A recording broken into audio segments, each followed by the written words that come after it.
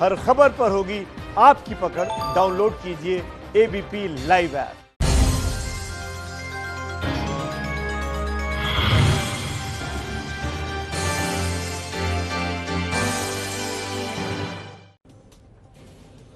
तो सुर्खियों के बाद अब शुरू करते हैं खबरों का सिलसिला। और एबीपी रिपोर्टर में आज बात करेंगे रिया से पूछताछ कब होगी और क्या सवाल पूछे जाएंगे। लेकिन उससे पहले एक बड़ी खबर आपको बता दें कि chief of defence staff general Bipin Rawat ने एक अखबार से खास बातचीत में एक बहुत बड़ा बयान दिया और कहा है कि अगर चीन से बातचीत नाकाम होती है तो सैन्य विकल्प तैयार है। बहुत बड़ा बयान बिपिन रावत का। बिल्कुल, अंग्रेजी अखबार को यह इंटरव्यू दिया गया। जनरल रावत ने कहा है कि चीन से कूटनीतिक स्तर पर बातचीत चल रही है। दोनों देशों की सेनाएं भी शांतिपूर्ण तरीके से मसले को हल करने में जुटी हुई हैं। लेकिन यह भी बयान साथ में कि एलएसी के साथ हुए बदलाव अलग अलग धारणाओं के कारण होते हैं। रक्षा सेवाओं पर निगरानी रखने, निगरानी करने और घुसपैठ को रोकने के लिए ऐसे अभियानों को रोकने का काम सौंपा जाता है। और किसी भी ऐसी गतिविधि को शांतिपूर्वक हल करने और घुसपैठ को रोकने के लिए सरकार के संपूर्ण दृष्टिकोण को अपनाया जाता है। रक्षा सेवाएं हमेशा सैन्य कार्यों के लिए तैयार रहती हैं, फिर चाहे उसमें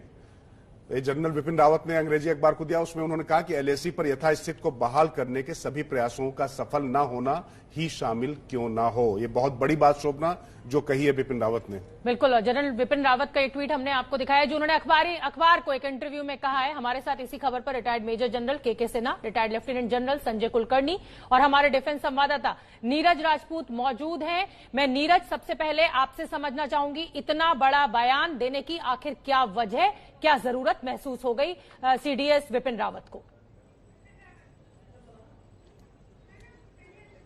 देखिए शोभना, ये जो चीफ ऑफ डिफेंस स्टाफ का जो बयान आया है वो इसके बाद आया है कि लगातार जो भारत और चीन के बीच में जो बातचीत है, चाहे वो राजनीतिक स्तर पर या फिर सैन्य स्तर पर हो, उसमें पिछले 2-3 मीटिंग्स में हम लोग देख रहे हैं कि चीन की तरफ से अड़ियल रवैया है। जो फिंगर एरिया है, खासतौर से जो पैंगोंग लेक से सटा हुआ जो इलाका है, वहां पर चीनी सेना जो डिस्प्यूटेड एरिया है फिंगर 5 पर आकर जो बैठ गई है और वहां पर हैवी डिप्लॉयमेंट किया गया है। वहां से पीछे हटने के लिए तैयार नहीं है। इसके साथ साथ जो डेप्सांग प्लेन्स है वहां पर हैवी डिप्लॉयमेंट कर रखा है, यानी कि जो लाइन ऑफ एक्चुअल कंट्रोल है उसको बदलने की कोशिश की जा रही है, उसको वेस्ट की तरफ यानी कि भारत की तरफ खिसकाने की कोशिश की जा रही है चीन की तरफ से, और चीन पीछे हटने के लिए तैयार नहीं है। उसके बाद ही चीफ ऑफ डिफेंस स्टाफ का ये बयान आया है कि अगर शांतिपूर्ण तरीके से दोनों या चीन मानता है, पीछे हटने के लिए तैयार होता है, अपनी जो हैवी डिप्लॉयमेंट है वो हटा लेता है, अगर नहीं हटाता है तो फिर सैन्य विकल्प भारत के पास ही बचता है। जी नीरज, मैं सीधे रुक करूंगा के सिन्हा साहब आपके पास। मैं समझना चाहूंगा आपसे कि पंचशील के सिद्धांत और तमाम चीजों पर धोखा खाने के बाद अब सर्दी आने वाली है और सर्दियों में जिस तरीके की तैयारियां हैं और अपने मजबूत बुनियादी ढांचे के बदौलत चीन कुछ दुस्साहस कर सकता है, उससे पहले जनरल बिपिन रावत का यह बयान कितना महत्वपूर्ण और इसके क्या मायने समझे जाएं? देखिए, जो जनरल बिपिन रावत कह रहे हैं वो बहुत सीधा और सपाट है कि आपने पूरी चीज ट्राई की। देखिए, आपके पास में 5 ऐसे अरेंजमेंट्स थे जिसके ऊपर में इस तरह की कार्रवाइयां से आप शांतिपूर्ण तरीके से बातचीत से हल निकालते रहे हैं, जो कि 93 से शुरू हुई, 96, 2005, 2013, 2012 और 13। इन पूरे एग्रीमेंट के बीच में यदि आप देखेंगे तो उसका अभी जो आप कार्रवाइयां देख रहे हैं, खास करके जो वाई जंक्शन देप्सांग का है, कोगरा है, पैंगोंग, यहां से आपको आपके पेट्रोलिंग में वो बाधित कर रहा है। यदि आप कहें कि क्योंकि देखिए सरकार की बयान नहीं है कि आपकी 1 इंच की भी जमीन नहीं गई है, तो इन जगहों से जब आपको बाधित करते हैं, आपको पेट्रोलिंग नहीं करने देते हैं, तो वो एक तरह से आपके जमीन को अख्तियार करना ही माना जाता है। आप गोगरा में 15-16 तारीख की रात में जो हुआ, उसके बाद हमने, क्योंकि चाइना ये चाहता है, उसकी फितरत है कि वो टफ स्टैंड लेता है और टफ स्टैंड को आपको बरगला कर को आपको बीच बातचीत करके आपको वही मनवाना चाहता है जो कि वो करना चाहता है। तो उसको तोड़ने के लिए एक विकल्प है, और देखिए विकल्प बहुत ज्यादा है हमारे पास। हम लोगों को समय शायद नहीं गंवाना चाहिए, मेरा ऐसा सोच है। हम थोड़ा समय ज्यादा गंवा रहे हैं, हम कर सकते हैं। हमारे मेजर जनरल, युद्ध किसी मसले का हल नहीं है।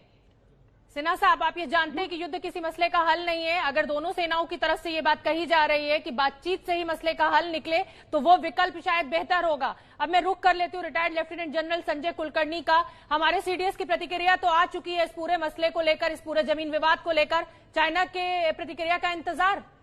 संजय कुलकर्णी, कैसे देख रहे हैं आप इस बयान को? चीफ ऑफ डिफेंस स्टाफ ने जो बयान दिया है, किस संदर्भ में दिया है? अब हम देख रहे हैं कि चीन के कथनी और करनी में अंतर है।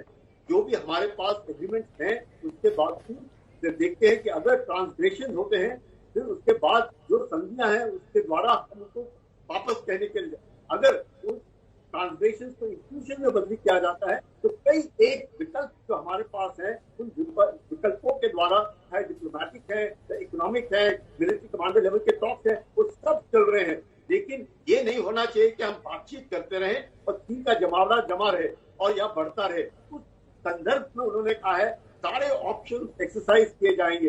मिलिट्री ऑप्शन भी एक विकल्प है। तो लास्ट में अगर कुछ भी नहीं हो, मिलिट्री प्लान तैयार है। उस मकसद और उस संदर्भ में उन्होंने कहा है, ये नहीं है कि हम लड़ना चाहते हैं, सारे ऑप्शन हम एक्सरसाइज करना चाहते हैं। विकल्प है हमारे पास और उन विकल्पों को लेकर के ही हम आगे बढ़ेंगे।